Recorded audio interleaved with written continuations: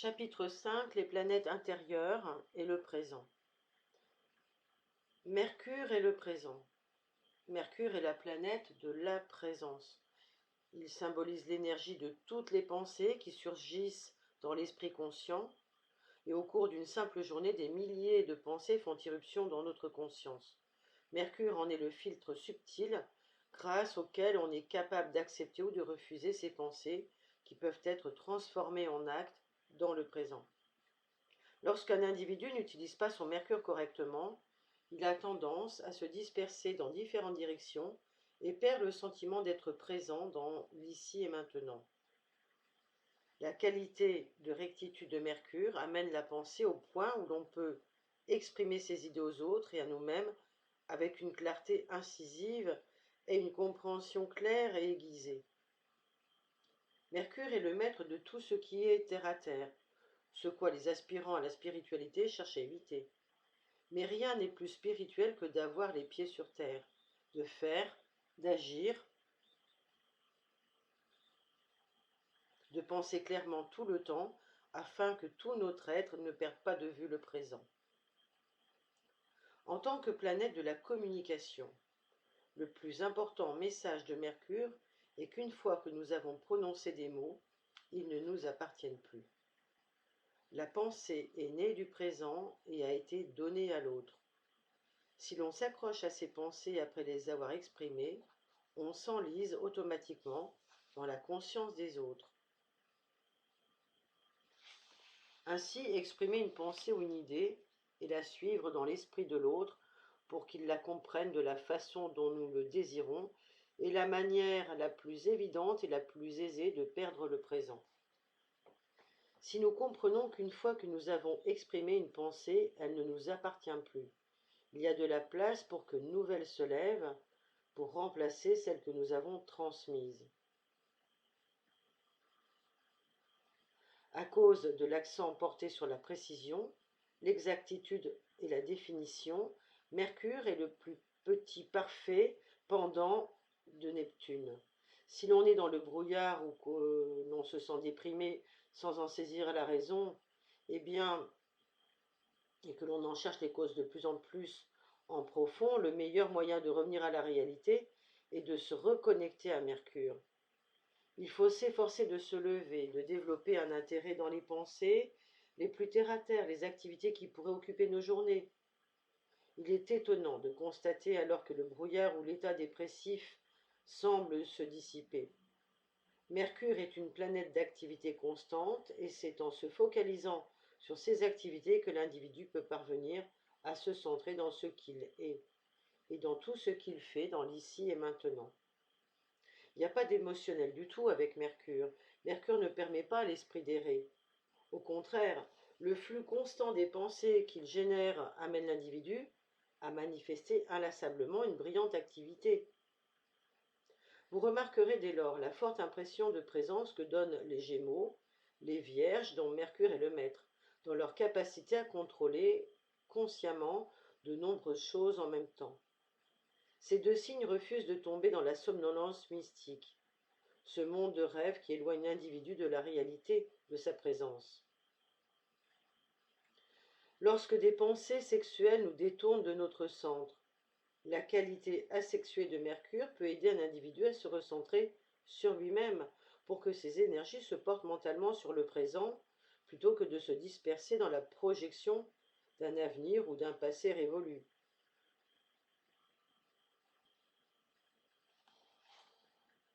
Mercure est la planète du faire, F-A-I-R-E, aussitôt dit, aussitôt fait. La pensée ou l'acte est déjà parti du passé. En comprenant comment utiliser Mercure, on apprend à fonctionner avec un maximum d'efficacité en faisant valoir des capacités qu'on ignorait posséder. Dans de nombreux lieux de travail, nous avons vu le petit écriteau « Si vous n'avez rien à faire, ne le faites pas ici ». C'est une autre façon de dire qu'il y a beaucoup à faire dans le moment présent, tellement que tout relâchement de la concentration éloignerait l'individu de ce qu'il est. Les pensées se suivent comme des moutons suivent le berger. Ceux-ci ne sont pas conscients de la raison pour laquelle suivent le berger, mais ce dernier est conscient de chacun d'eux dans le troupeau. Mercure est donc le berger de nos pensées. Il peut calmer l'inconscient par la raison et la logique. Il peut apaiser les émotions et les canaliser dans l'ici et maintenant. En tant que maître des 5 sens, Mercure devient d'une importance primordiale lorsqu'il s'agit de questions de perception.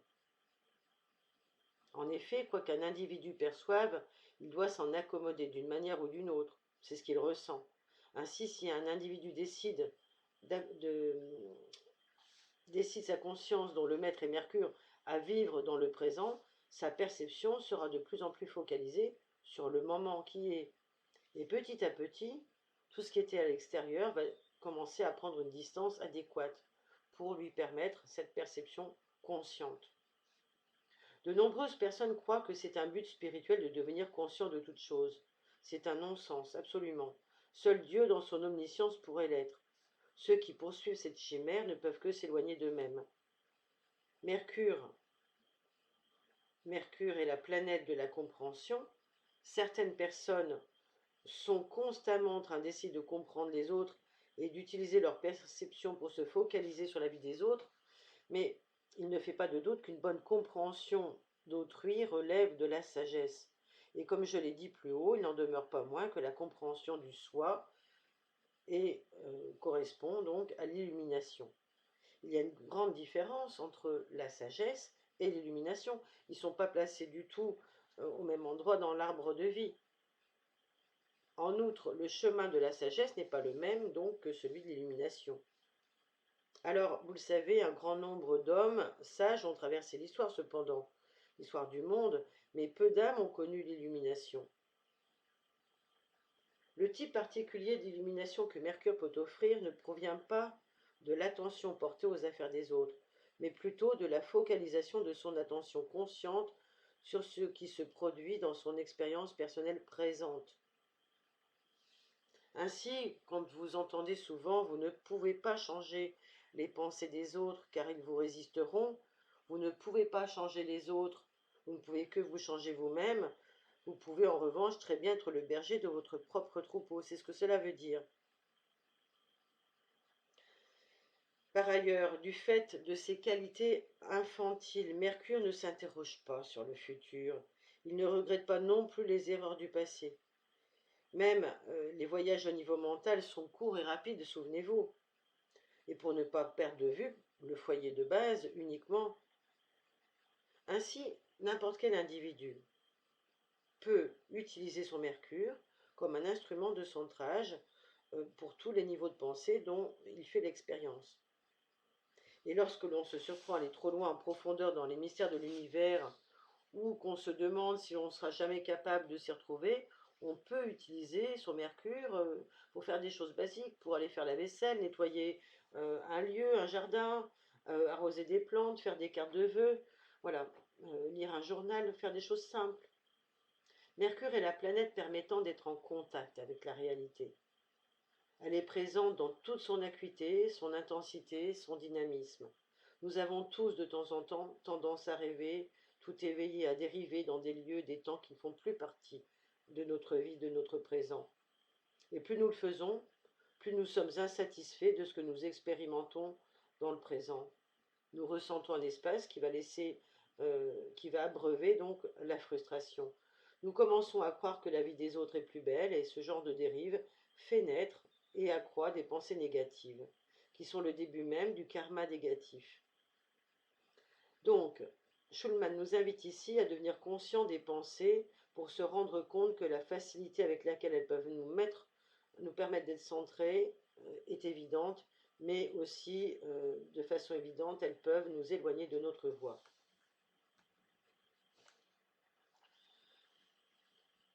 Alors, si Mercure est une planète de communication sociale, il est important donc de se souvenir que sa qualité la plus positive est l'efficacité. Le fait est que les gens ont réellement très peu de choses importantes à dire aux autres, ils parlent constamment de leur passé ou à des qualités inconnues de leur futur pour définir leur expérience du présent.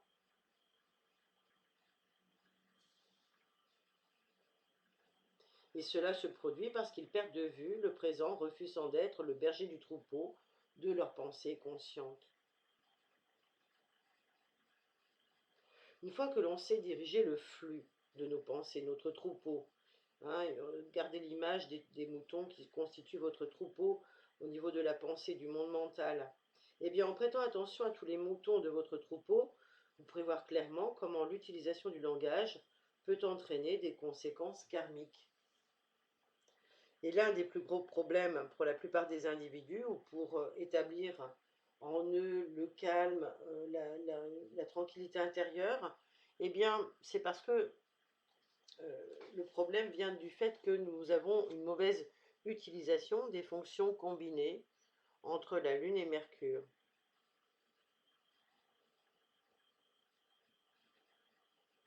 On va parler des schémas d'habitude, de mémorisation dans le passé avec la Lune. Et puis, il y a un processus qui vont venir se heurter, donc un programme sélectif de mental, émotionnel qui fonctionne de la manière suivante. Quand un individu est confronté à n'importe quel stimuli extérieur, il l'introduit dans son bioordinateur mental émotionnel.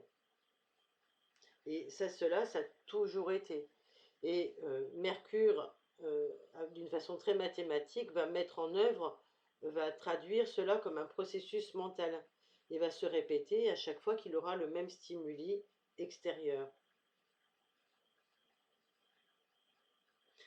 Voilà, donc c'est à cause de ce type de schéma réactionnel sur le plan mental, émotionnel, que nous perdons de point de vue le présent et que nous pouvons nous illusionner sur le fait que nous pensons, nous croyons avoir maîtrisé le passé ou le présent douloureux.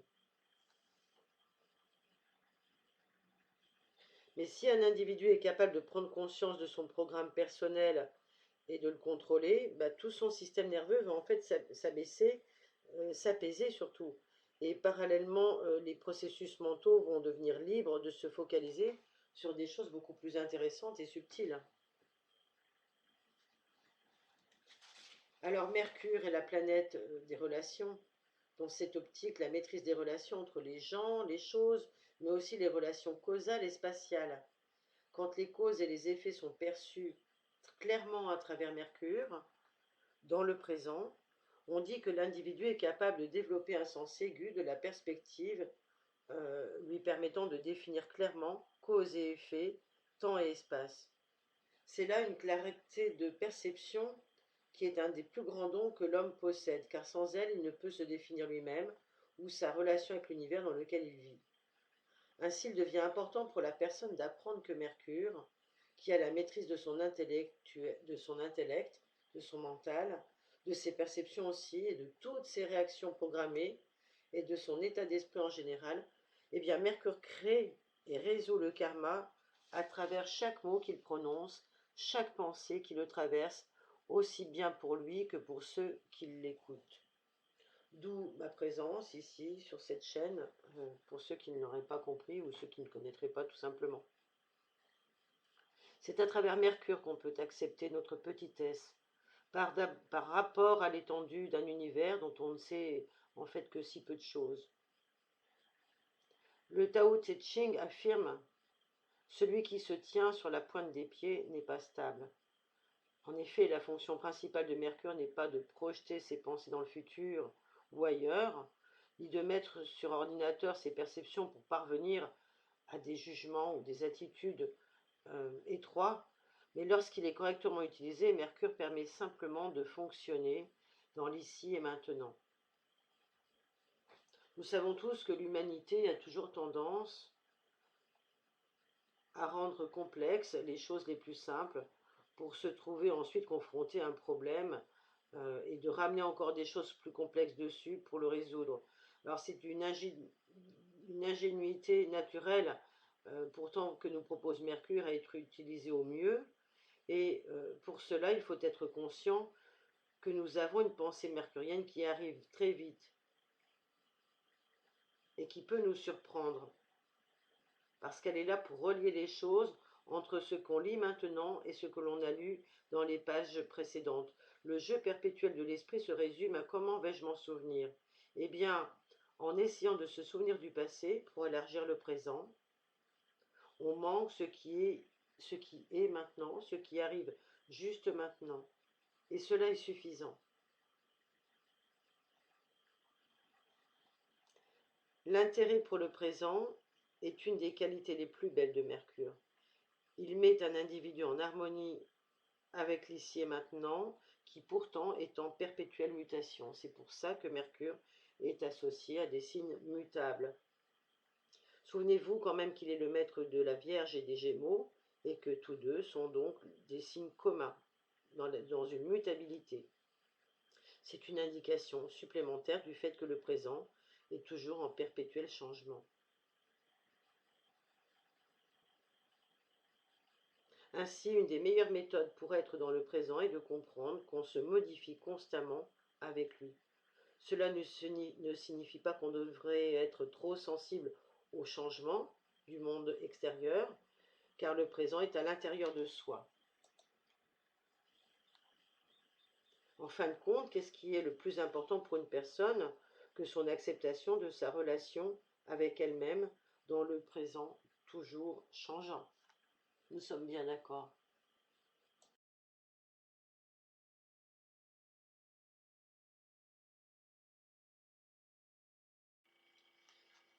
Vénus est le présent. Vénus est la planète de l'amour et de l'harmonie. Elle fonctionne au mieux pour l'individu qui est capable de voir la beauté en toute chose. Lorsqu'on peut faire cela, il n'est pas nécessaire de continuer à s'investir dans nos amours passés ou dans nos bons vieux souvenirs. Cela parce qu'en essence, la pleine richesse de la beauté s'exprime dans le présent. Voilà comment Martin Schulman inaugure ce paragraphe sur Vénus. Vénus est la planète de la satisfaction et de la gratitude. Et dans son absolue simplicité, elle vient régler l'équilibre de la nature. Ainsi, au cours d'une seule journée, il est presque impossible de ne pas passer à côté d'un arbre, d'une touffe d'herbe, d'une plante vivante, ou de voir une peinture, ou d'entendre un morceau de musique, un poème, d'entrevoir un sourire, le soleil. La beauté est partout, tout autour de nous, si nous ouvrons simplement nos yeux et nos sens.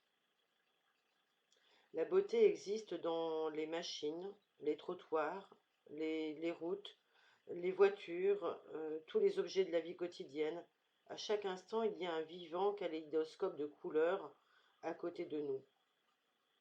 Nos sens, nos corps et nos esprits ne peuvent s'empêcher de s'en imprégner constamment, qu'on y pense ou qu'on n'y pense pas. Parallèlement, une grande beauté, harmonie, amour existent en nous. Et si seulement nous voulions bien les laisser paraître.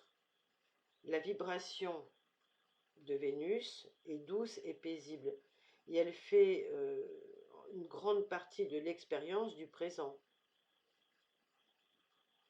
Si nous prenons l'exemple d'une personne qui va dans un magasin acheter une chemise, elle va marcher jusqu'au rayon, trouver des chemises à sa taille et en choisir 3 de couleurs différentes. Elle va les payer à la caisse et quitter le magasin. Elle a effectué une tâche qu'elle savait nécessaire. Dans le futur, elle portera ses chemises à des moments différents, en accord avec la même attitude que celle qu'elle a eue lorsqu'elle les a achetées. Elle avait ce besoin et elle n'y pensera plus. Ce genre d'individu n'est pas du tout raccord à la vibration de Vénus dans le présent. Si il l'avait été, il aurait été au rayon des chemises, aurait pris une chemise qui lui plaisait, l'aurait tenue dans ses mains et se serait demandé: est-ce que j'aime vraiment cette chemise?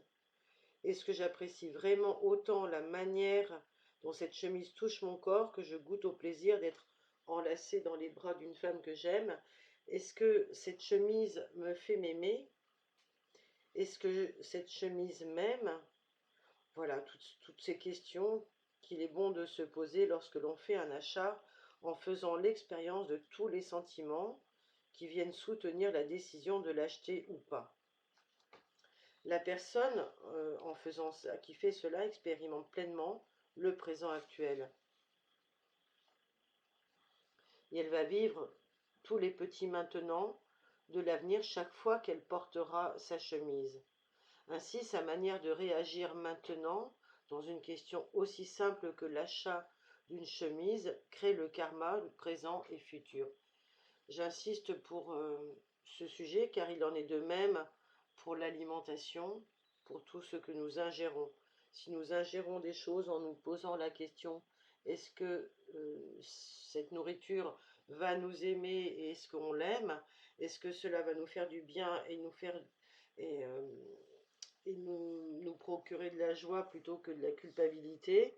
Eh bien, celle-là va créer notre karma dans le bon sens et dans le futur. Alors, mais ne pensons quand même pas au futur, car il n'est pas encore là, c'est vrai. Considérons la joie du moment présent. Le simple fait d'acquérir un objet que l'on utilise tous les jours peut être une corvée ou un acte d'amour. L'air lui-même respire littéralement l'amour à chaque instant. Il remplit nos poumons et le corps de l'essence douce et belle de l'harmonie. Il existe à l'intérieur de tout être, une douceur fluide qui allège les structures mentales et calme la turbulence de l'inconscient si on laisse venir la douce harmonie de Vénus. Lorsque vous regardez une simple carte de vœux, ne faites pas que la regarder, car alors votre mental vous dit silencieusement que ce n'est qu'une carte de vœux, aucunement différente des millions d'autres que vous avez vues auparavant. Sentez plutôt la texture du papier. En faisant cela, elle devient unique. Et c'est la seule carte de vœux qui existe dans le présent. Regardez les couleurs de la carte, la beauté, le travail, la poésie. Et chaque fois que vous décidez de l'acheter, ne vous fixez pas sur cette décision, car le présent est déjà passé. Il y a davantage de beauté, d'harmonie et de bonheur à côté desquels vous pourriez passer. Car quelle qu'ait été la beauté du moment, il n'existe plus. Marchez autour de votre chambre et regardez les objets qui s'y trouvent. Voyez-les comme si vous les perceviez pour la première fois. Ce sont des choses que vous aimez et vous les aimez profondément. S'il y a des objets dans cette pièce pour lesquels vous n'éprouvez pas cela, jetez-les immédiatement. Car chaque fois que vous les regardez, vous ressentez quelque chose d'inférieur à l'amour. Du fait qu'il existe une forte tendance en nous à nous identifier momentanément avec nos perceptions. Pourquoi chaque objet que vous possédez ne serait-il pas ce que vous préférez? C'est pourquoi Vénus est en rapport avec les possessions. En aimant ce que vous avez à chaque instant, une grande paix commence à naître en vous, car vous créez un karma de satisfaction. Pourtant, ce karma-là n'est pas celui vers lequel vous tendez dans le futur, car de nouveau, nous ne pouvons prétendre connaître le futur. La satisfaction est donc bien dans le présent. Alors, chers amis, faites ce que vous aimez et non ce que vous n'aimez pas. De cette façon, vous restez en harmonie avec vous-même. Dans la prière Desiderata, on trouve la phrase « Ne feins jamais l'affection ». Il y a une raison profonde à cela. Chacun d'entre nous, d'une façon ou d'une autre, a connu de nombreux traumatismes dans le passé. On nous a dit que le temps guérit toutes les blessures. Ceci est très éloigné de la vérité, car le monde est rempli de millions de personnes dans l'affliction depuis des millions d'années, et qui, sans toujours le manifester, continuent néanmoins de souffrir. Le véritable guérisseur de toutes les blessures est l'amour, dans un présent où il n'y a pas de temps. Lorsqu'on fait l'expérience de l'amour, les douleurs passées disparaissent comme par enchantement. Mais ce doit être l'amour dans le présent, car dès qu'on essaye de s'assurer l'amour en prévision du futur, on le ramène automatiquement et inconsciemment à ses insécurités du passé. L'amour est, il est le présent, il est là, acceptez-le simplement. Quand Jésus est venu sur terre et a dit « Le royaume des cieux est proche, à portée de vos mains », il a choisi très soigneusement ces mots. Sur un niveau, il voulait dire que le royaume des cieux était là, en cet instant, et que pour ceux qui voudraient toucher sa main, le royaume des cieux deviendrait leur présent instantanément. Mais il ne voulait pas effrayer ceux qui étaient dans la crainte et le doute, ou encore les cyniques qui voudraient détruire ce qui était bon. Ainsi, en utilisant le mot proche au lieu de là, il a permis à ceux qui pouvaient de savoir, alors que les autres continueraient à penser à cette proximité en se demandant à quelle distance était-ce, quand et où, et ce jusqu'à l'accumulation de leurs pensées, de leurs sentiments, les éloignant de Jésus. Aujourd'hui même, un Dieu vivant existe en toutes choses, mais seuls ceux qui aiment le savent.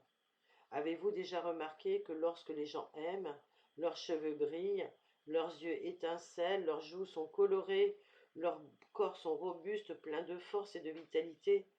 Mais l'amour n'est pas seulement celui qu'on porte à une autre personne, c'est l'amour de la vie sous toutes ses formes. C'est la capacité de voir beauté et sens en toutes choses. La plupart d'entre nous recherchent l'amour en dehors du présent. Il ne peut donc jamais le voir lorsqu'il est là. Nous pensons pouvoir faire l'expérience de l'amour dans le futur, mais nous ne savons pas être en contact avec lui à chaque instant. Si vous possédez par exemple un service de verre décoré, prenez-en un et regardez-le. Un artiste que vous n'avez jamais vu a composé ce décor et vous l'a donné. Toute sa signification, ses couleurs et le sentiment qui s'en dégage sont à vous à présent. Combien de fois au cours d'une journée avez-vous écouté par exemple l'appel des oiseaux? L'oreiller sur lequel vous dormez chaque nuit qui vous permet une détente mentale et vous calme, n'est-ce qu'un oreiller ou bien est-ce un objet auquel vous tenez particulièrement? Si vous fumez une cigarette ou buvez un verre, le faites-vous par habitude ou par nervosité ou parce que juste là, maintenant, c'est ce que vous aimez faire? Plus vous vous posez ce genre de questions, plus vous vous rendez compte qu'il est plus facile de ne plus être dans cet état d'amour permanent. Qu'avez-vous fait aujourd'hui que vous aimez pas pour vous-même? Même les tâches les plus terre-à-terre devraient être un jeu pour expérimenter la vibration d'amour.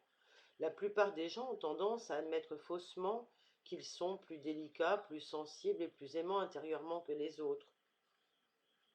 Ainsi, on peut les blesser s'ils ne se donnent pas pour autant la peine d'envisager les choses sous l'angle opposé. Est-ce que les autres n'ont pas en eux une gentillesse, une douceur, une tendresse qui font aussi qu'ils ont peur de vous?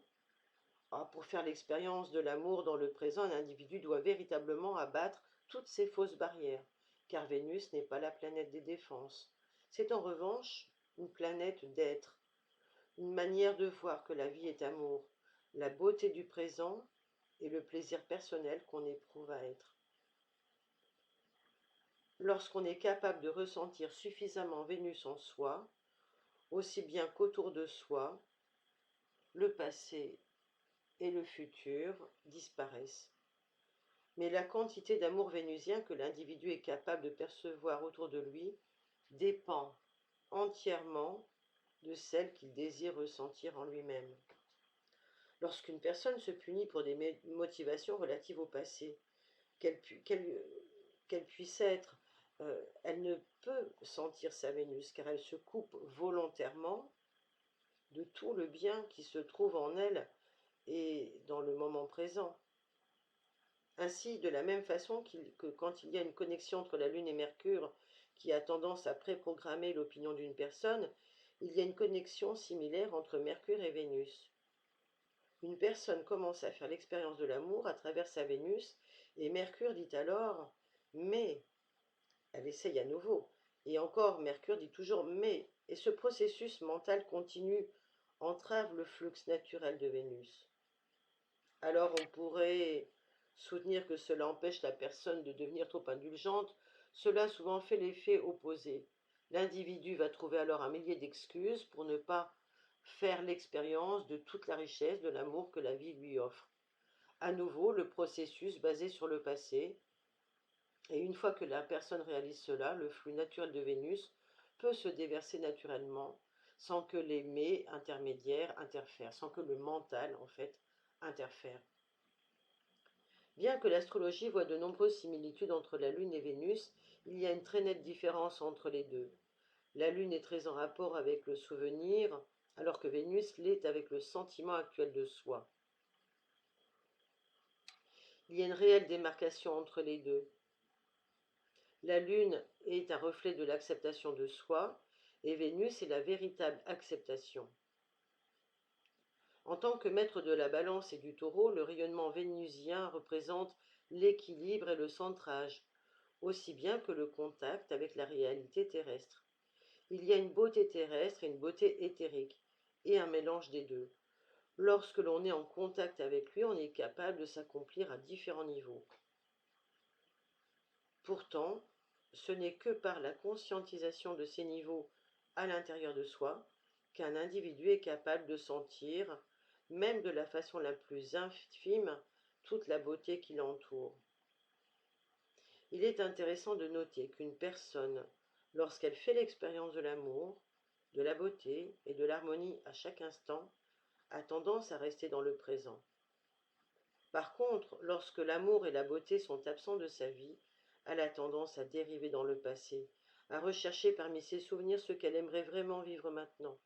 C'est une réaction humaine, naturelle, mais avec un petit effort. Un individu peut suffisamment percevoir la beauté de chaque instant pour qu'elle imprègne son présent plus que son passé. Il faudrait se rendre compte que pour y parvenir, un effort est nécessaire. Vénus est aussi la planète des possessions. L'amour personnel peut souvent rendre possessif, et les amours personnels du passé portent en elles un pouvoir magnétique possessif qui continue à leurrer la personne en la ramenant, qui continue à leurrer la personne en la ramenant en arrière, dans une réalité qui n'est plus la sienne. Alors l'effort nécessaire pour rester dans le présent implique de remplir votre vie avec suffisamment de choses plaisantes, suffisamment de Vénus pour qu'il n'y ait pas la place ou la raison pour que le passé s'infiltre à nouveau dans le présent.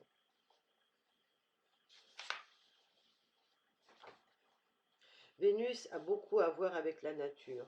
Considérons par exemple la beauté d'une plante. Ses feuilles à la base tombent régulièrement au fur et à mesure que de nouvelles poussent au sommet. Les feuilles de la base ont été jeunes dans le passé, mais elles ne sont plus belles pour la plante maintenant. De la même façon, avoir des pensées nostalgiques d'amour passé correspond à l'attitude d'une personne qui concentrerait son attention sur les feuilles qui sont tombées et ont été déjà remplacées plusieurs fois. En tant que maître de la balance, Vénus peut parfois avoir une certaine obstination, ressentir les deux côtés des choses, et puis souvent manquer le centre. Et en tant que maître du taureau, elle peut être entêtée, s'accrocher à des valeurs du passé et ne pas laisser le présent se réaliser. Au lieu d'être la victime de ces deux traits de caractère négatifs de Vénus, on peut vivre, sachez-le, un maximum le présent en vibrant à l'unisson de la plus belle qualité de cette planète, c'est-à-dire en participant à sa plénitude et à sa richesse en toutes choses, dans tous les gens, dans tout ce qui nous entoure et dans tout ce qui est en nous juste maintenant, juste ici. Voyez la plénitude de votre présent, soyez la pleine sensation de la satisfaction et de gratitude pénétrée dans tout votre état d'être. C'est le présent de Vénus et il est bien réel.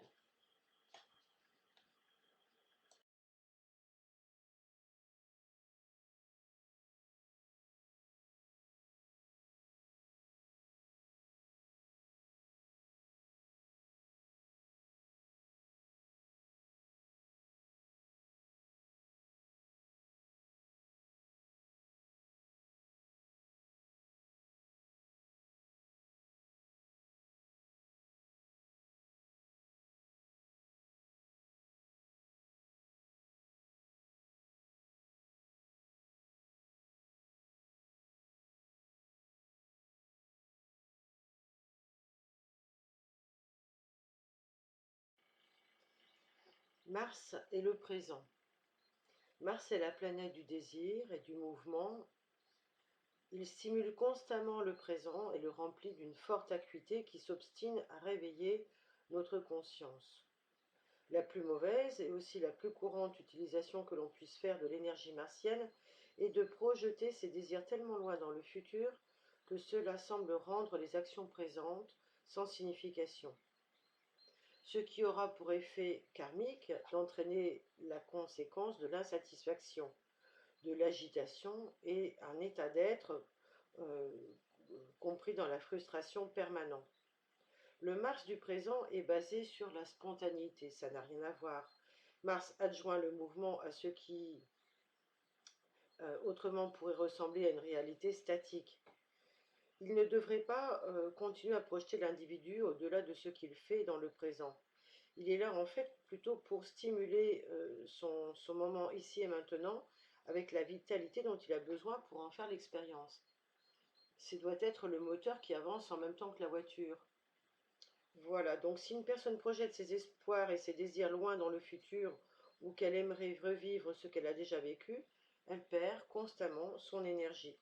Et cette perte de vitalité peut entraîner une dévitalisation et la mener à penser que cela provient des autres, alors qu'en fait il ne s'agit que de sa propre incapacité à agir pour elle à bon escient dans le présent. Mars est aussi la planète de la motivation. Il transforme les désirs en action, et si l'on observe soigneusement en quoi Mercure est un stimulant de Mars, quelque chose de très intéressant apparaît. La motivation à agir survient rapidement, peut-être plusieurs fois au même moment, et cela se passe tout aussi rapidement. Ainsi, lorsqu'une personne analyse sa vie et ses motivations, elle perd presque totalement de vue au point qu'elle n'a plus envie de faire quoi que ce soit. Le besoin d'agir est alors éphémère, et pour faire l'expérience du présent, il faut d'abord suivre ses besoins, puis les laisser passer pour que d'autres prennent ensuite la place. Sur certains points similaires en cela à Mercure, l'activité de Mars donne une vibration élevée, et c'est la rapidité de mouvement de sa vibration qui ne laisse pas de place à la dépression, au regret ou au remords. Parfois, Mars est primitif dans ses besoins, et il a besoin d'un contrôle du sage Saturne ou de la raison de Mercure, mais jamais au point d'inhiber, de refouler ou de sublimer la puissante énergie qu'il contient et qui le stimule. C'est un niveau brut, peut-être, où Mars, qui ne se pose pas de questions, n'analyse pas, agit directement avec toute l'impulsivité de l'action première. Et par l'action qu'on réalise un état d'être, on devient alors ce que l'on fait à chaque instant. Le plaisir de Mars n'est jamais dans l'atteinte de ses objectifs ultimes, car ce pas franchi, on peut l'avoir oublié depuis longtemps, au pas suivant. Au lieu de cela, la joie de Mars est de se trouver constamment dans un état perpétuel de devenir. C'est la vraie source de motivation. Et quoi qu'on puisse finalement réaliser, c'est infiniment moins important que de faire un avec l'acte de devenir, qui est la qualité stimulante, mouvante, vibrante de son expérience et du présent. Schulman nous dit que l'homme est un animal étrange. Il a tendance à être au summum du bonheur lorsqu'il sait ce qu'il veut. Quand finalement il a comblé ses besoins et ses désirs, il perd quelque chose. Il lui faut alors décider de ce qu'il veut réellement. Si vous vous tournez vers différentes personnes et leur posez la question, par exemple, si vous pouviez obtenir n'importe quoi au monde, que voudriez-vous? Vous verriez alors avec étonnement combien il est difficile pour eux de vous répondre. Le fait est que ce n'est pas réellement ce qu'ils désirent qui leur apporte le plus de joie, mais plutôt l'acceptation de la nature de leurs désirs dans le présent. On désirera toujours quelque chose et de temps en temps nos désirs changeront. Ce qui importe ici, c'est de voir que le désir lui-même est soit ce qui nous motive à chaque instant. Donc, et moins nos désirs se trouvent comblés, plus on est motivé. Schulman précise que la Bible elle-même ne dit rien contre le désir, uniquement contre sa mauvaise utilisation. Ce qui importe ici est que les désirs d'un individu soient réellement les siens et non une copie de ce qu'il voit autour de lui.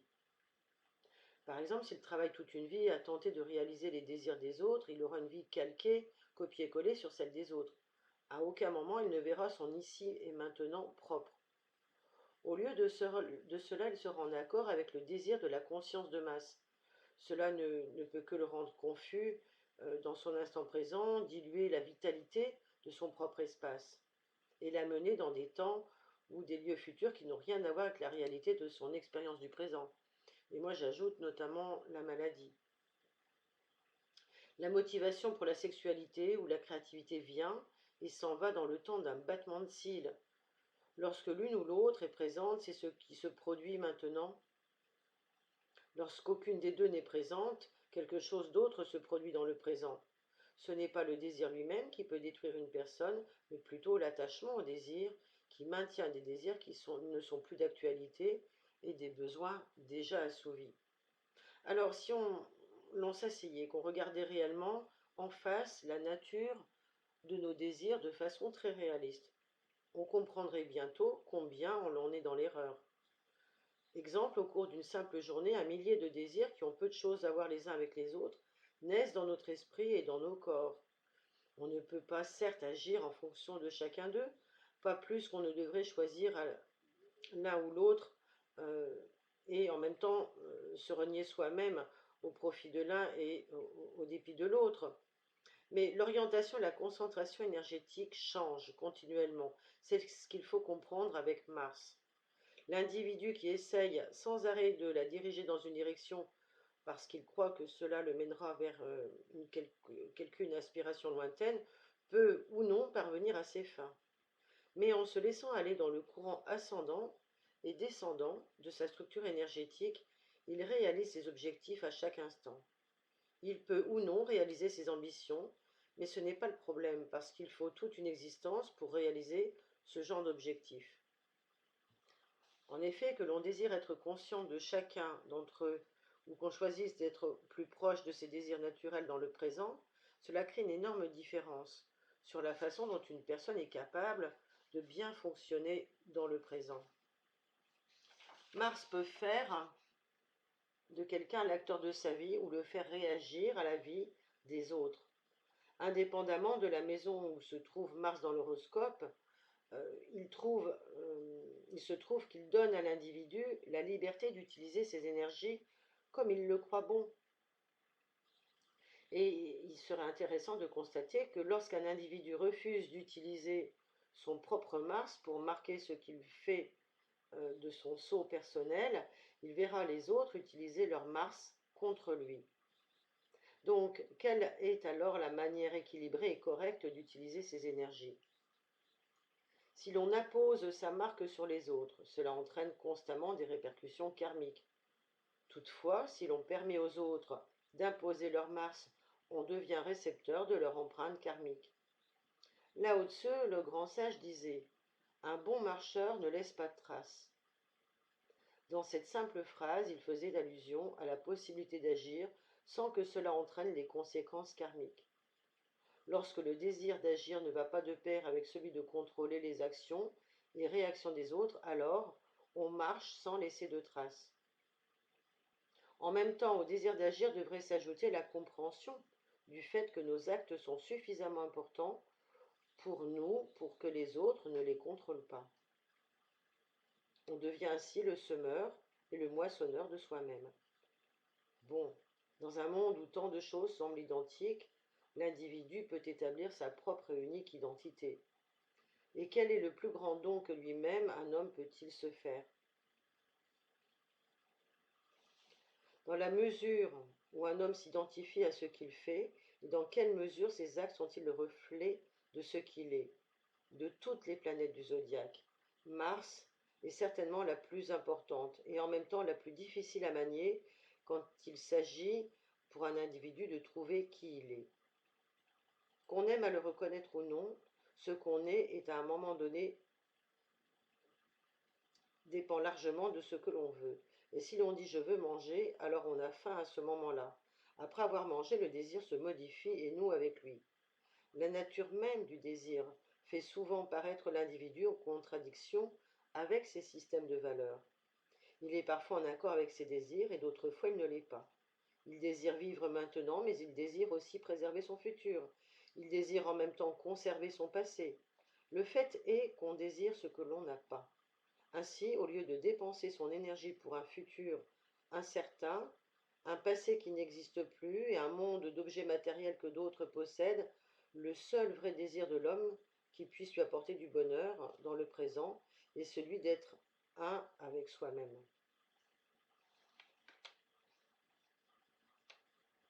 Dans son livre À la recherche du miracle, Obzhansky dit qu'il y a différents moi dans un être, comme des personnalités séparées, et chaque moi pense qu'il a la maîtrise des autres. Et pendant un moment, il en est ainsi. Mais l'instant d'après, un autre moi prend le dessus, et c'est ainsi que ça tourne.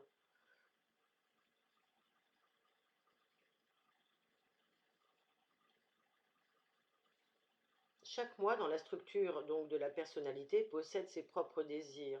L'un d'eux peut désirer impulsivement, par exemple, acheter une voiture de 10 milliers de dollars, alors qu'un autre, après s'être déclaré d'accord pour des années de paiement, eh bien, va devoir en assumer la responsabilité et souffrir des conséquences de ce que ce premier a réclamé impulsivement. Les autres moi sont en colère envers le premier, alors qu'ils ont leurs propres désirs qui ne sont pas satisfaits. Cette simple analogie permet de voir combien la nature désirante de l'être humain est malaisée à comprendre. Mais il y a une manière d'éliminer ces désirs émanant des différentes parties de la personnalité. Pour cela, il faut trouver le moi réel, celui dont la nature est suffisamment puissante pour subjuguer toutes les autres, parce que conforme au désir sincère de l'âme de s'exprimer à travers une personnalité harmonieuse. Le désir en tant que tel n'est pas une mauvaise chose. Ce n'est que lorsque différents désirs luttent entre eux que le présent se remplit d'incohérence, ce qui donne le sentiment, la sensation d'être malheureux au point de devoir à nouveau se projeter dans le futur, le passé ou l'ailleurs, un espéranto. Ainsi, le désir d'unité de l'esprit est positif et permet à l'individu de se centrer sur ses actes présents pour établir et conserver son unité intérieure.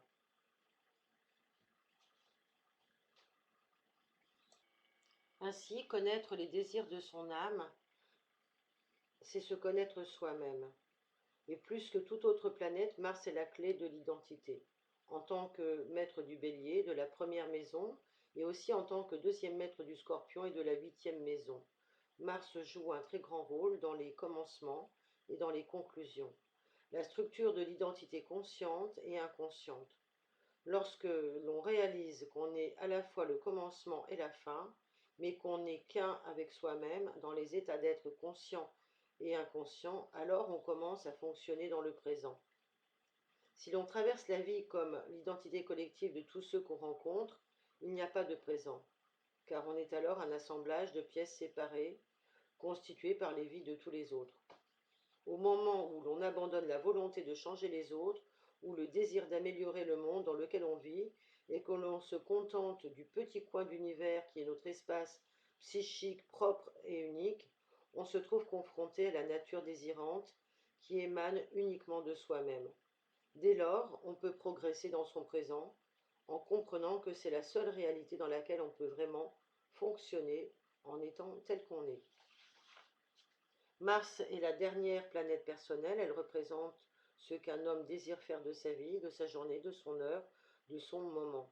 Mais plus que cela encore, Mars représente ce qu'il fait juste maintenant et qui imprimera son identité propre et unique sur la conscience universelle en jouant le très petit rôle, mais ô combien significatif, qui consiste à mettre en acte les désirs de son âme. Qu'est-ce que c'est beau!